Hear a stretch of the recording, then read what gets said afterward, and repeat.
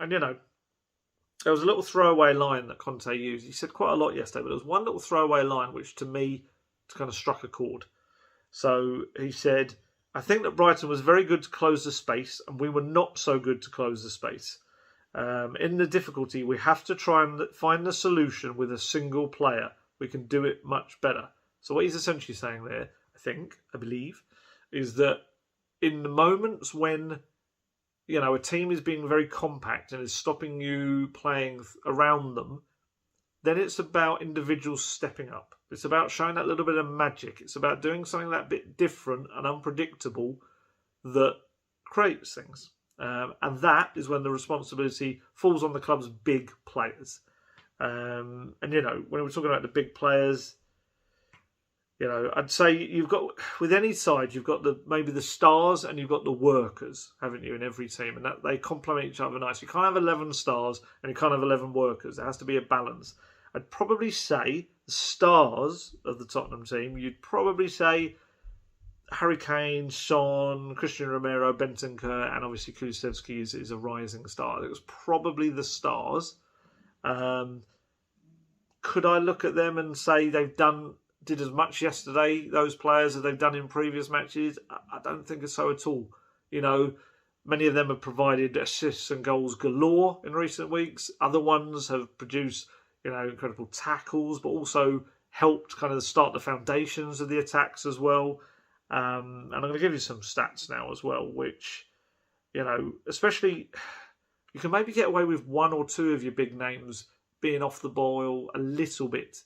But if all of them are at the same time, that's when you get things like happened yesterday. And it's not good enough. It wasn't good enough at all. So let's talk about Kane. I think Brighton very clearly starved him of the space that he operates in. They would have looked at what he's done recently. They're dropping into those pockets of space. And then with Sonny running ahead of him and Kulusevski. And they nullified that. A lot of that, they really kind of matched up in a way with some of what Spurs were doing, and that stopped Kane. So, I mean, listen to this. He had a pass success rate of just 57.1%. And he touched the ball only 27 times in the whole game, which for Kane that's a player not being able to exert any influence on proceedings whatsoever. He lost the ball 4 times with bad touches, and he was dispossessed twice.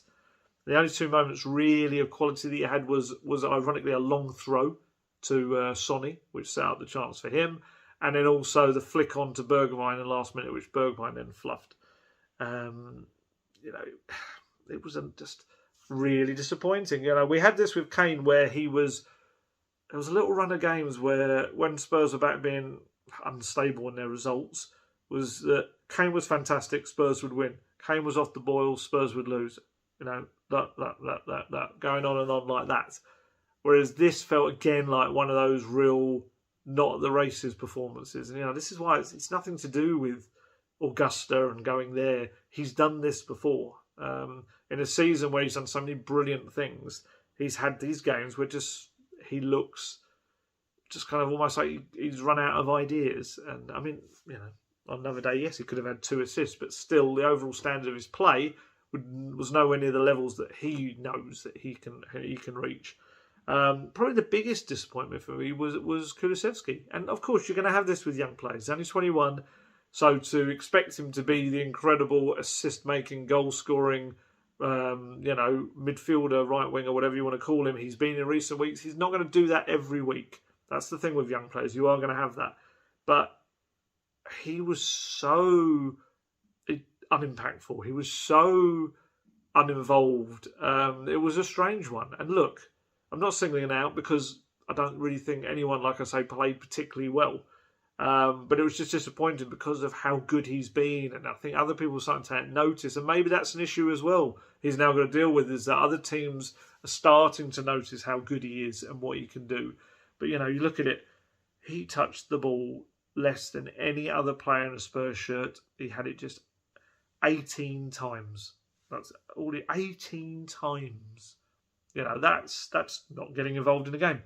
He had a 90% pass success rate, but that was because he only played 10 passes and pretty much all of them were safe and predictable and just, sideways passes to a player. And also, what Kulusevski's been doing, which has been fantastic, is just sometimes really driving at the defence, really just taking the ball and going for it, or even sometimes in his own half. Yesterday, not one single dribble. Didn't attempt one single dribble, or fire off a shot, or play a key pass. He's been in such brilliant form, and like I say, I think this is just what you're going to have to accept with a young player. Can happen, because just wasn't involved at all. I've got some more stats written down. He lost the ball 3 times through bad touches and was dispossessed once. He came off, was it about the hour mark? And to be honest, he's maybe lucky that he wasn't kind of hooked at half time, because he just barely touched the ball, as you can see. He'll learn from this. He'll come back and he'll do what he was doing beforehand again. But it was just a day when, Spurs needed him. If Kane was being quiet, then Kulusevski is probably the other one that's going to provide creative stuff, obviously, as well as Sonny. Not a great day for him. Sonny at least tried to make things happen. I think you can definitely give him that. He had a couple of shots on goal. He slung 5 crosses into the box. Interestingly, had a 100% success rate from his 11 passes. But again, a bit like Kulusevski, they weren't really cutting creative through balls or anything like that. He wasn't up to his standards that he's been in recent weeks as well. But I'd probably say, tried to made more happen than the other two. Although, Kane could argue that, like you said, he could have had 2 assists. Bentancur was very disappointing. He's been superb, obviously, in recent weeks. He's been a really important cog in the Tottenham machine. But I felt yesterday, he was flat as well. And the quick passing and moving the ball forward, 2 of the people that have to provide that are the central midfielders. And he and Højbjerg both, that was a real issue, is that there were moments where you saw him and like, release it, you've turned around and passed to someone else. And that's not like Bentancur. He's been showing that he's got that quick release ability. And his passing accuracy for him wasn't the greatest. 43 passes, just 81.4%. Again, it was the speed for him. The speed of what he was doing things just was not the same level he's been at. And then the other one of the kind of star players that I said, and of course, feel free to tell me if I've missed out on certain star players or people that you think should be in that list, or some of these star players that shouldn't be in the list should be more in the worker list. But, Christian Romero, it was interesting. He did some good things, which I think quite a few people criticised him afterwards. I saw on social media, but I'll give you some of the stats in a minute. He did some really good things, but what he didn't do was, the one thing that we see Christian Romero do, which my colleague Rob Guest, is always obsessed with watching, is that Romero likes to get up the pitch. He does. He likes to get involved, and he plays these crossfield balls. One of them led to a goal last week as well. But he was quite almost reluctant to do that. And all those long diagonal balls that, have done so well before, he made 10 of them and only 2 reached their target, which, isn't great at all. What I would say on the plus side, he made 1 key interception, 6 tackles, and his 6 tackles was 1 short of the total of the rest of the Spurs side combined. I think combined they had 7. So he's alone made almost as many tackles as the entire rest of the team combined. Although he got himself a little bit of a tangle for the goal. He kind of made what looked like a good tackle, and then he kind of got his legs kind of all in the wrong position and ended up kind of presenting the ball to Trossard.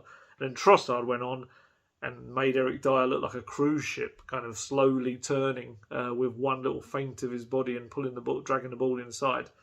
I don't think Romero or Dyer covered themselves in glory in that moment whatsoever. But so that's what I mean. When you look at those are, I'd say, the star players in the Tottenham team, and to have all of them have an off day, that's why you're going to get that kind of performance.